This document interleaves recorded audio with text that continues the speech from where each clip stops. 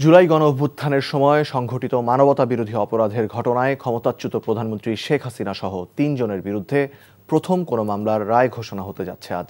ছাত্র জনতার অভ্যুত্থান দমনে উস্কানি, প্ররোচনা ও মারণাস্ত্রের মাধ্যমে হত্যার নির্দেশের জন্য সুপিরিয়র কমান্ড রেসপন্সিবিলিটির অভিযোগ আনা হয় তাদের বিরুদ্ধে।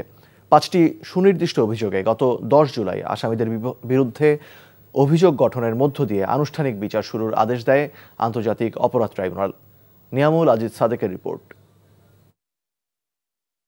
মুক্তিযোদ্ধার সন্তান নাতিপুতিরা কেউ মেধাবী না, যত রাজাকারের বাচ্চারা নাতিপুতি হলো মেধাবী, তাই না?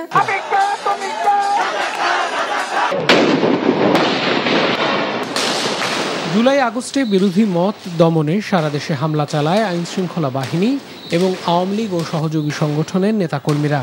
নির্বিচারে হত্যাযজ্ঞ চালায় আন্দোলনকারীদের ওপর। এতে ছাত্র জনতা ও নিরীহ মানুষসহ 1400 জন হত্যার শিকার হন। সেই হত্যাযজ্ঞের ঘটনায় শেখ হাসিনা, আসাদুজ্জামান খান কামাল ও চৌধুরী আবদুল্লাহ আল মামুনের বিরুদ্ধে সুপিরিয়র কমান্ড রেসপন্সিবিলিটি অর্থাৎ ঊর্ধ্বতন নেতৃত্বের অভিযোগ আনে প্রসিকিউশন। এছাড়া সুনির্দিষ্ট যে 5টি অভিযোগ আনা হয় তা হলো গত বছরের 14 জুলাই গণভবনে আয়োজিত সংবাদ সম্মেলনে শেখ হাসিনার উস্কানিমূলক বক্তব্য, যেই হোক অবশ্যই তাদের বিচার করা হবে। হেলিকপ্টার, ড্রোন ও প্রাণঘাতী অস্ত্র ব্যবহারের মাধ্যমে আন্দোলনকারীদের নির্মূল করার নির্দেশ, যা কয়েকটি কথোপকথনেও প্রমাণ পাওয়া যায়। এখন লেথাল ওয়েপন ব্যবহার করবে, যেখানে পাবে সেটা গুলি করবে। র্যাব, সিজিএফআই সবাইকে বলা হয়েছে যে যেখান থেকে যে কটা পারবো ধরে ফেলো। রংপুরে বেগম রোকেয়া বিশ্ববিদ্যালয়ের ছাত্র আবু সাইদকে গুলি করে নির্মমভাবে হত্যা। রাজধানীর চাংখারপুলে আন্দোলনরত নিরীহ নিরস্ত্র 6 শিক্ষার্থীকে গুলি করে হত্যা।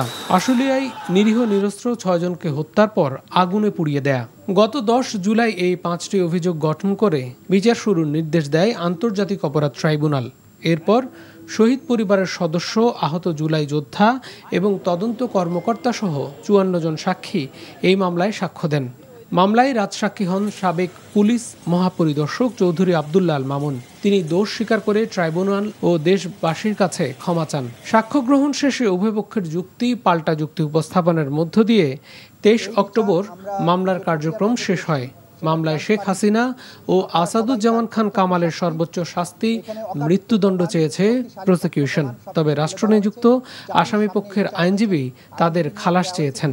আমাদের পক্ষ থেকে প্রেয়ার হচ্ছে যে এই অপরাধের দায়ে আসামিদের জন্য সর্বোচ্চ সাজা দেওয়া হয়। সবকিছু মিলিয়ে আমি বিশ্বাস করি আমার আসামি দায় খালাস পাবে। এখন অপেক্ষা এমন সব গুরুতর অপরাধের অভিযোগ প্রমাণিত হবে নাকি খালাস পাবেন আসামিরা, নাকি অন্য কোনো মেয়াদে শাস্তি দিবে tribunal. Niamul Aziz Sadek, NTV news, Dhaka.